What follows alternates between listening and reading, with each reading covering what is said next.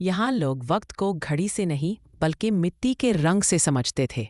गांव के कोने में एक छोटी सी जमीन की पटरी थी जिसे सब मिट्टी का कैलेंडर कहते थे।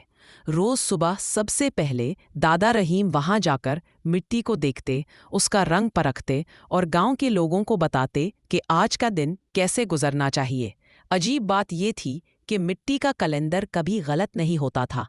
कभी मिट्टी सुनहरी होती तो खेती का दिन, कभी गहरी होती तो आराम का दिन, कभी नरम लगती तो बच्चों के खेल का वक्त होता, और जब कभी मिट्टी खुरदुरी हो जाती तो सब समझ लेते कि गांव में मेहमान आने वाले हैं।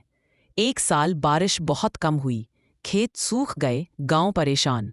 उसी वक्त एक सुबह दादा रहीम ने मिट्टी देखी तो वो पहली दफा बिल्कुल सफ़ेद थी, जैसे मिट्टी ने अपना रंग ही खोना चाहा हो। गांव भर में खामोशी फैल गई।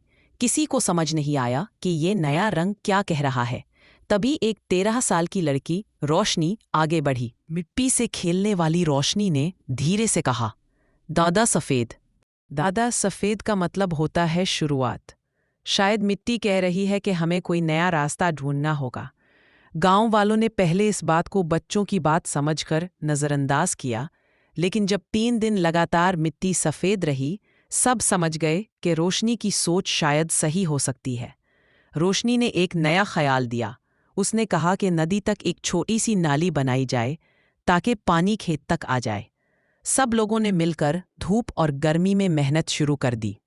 मिट्टी उड़ेती, बेलचे चलते, और एक हफ्ते बाद नदी का पानी धीरे धीरे बहकर चंदोरी के सूखे खेतों तक पहुंचने लगा। उस लम्हे ने गांव की सांस वापस चला दी।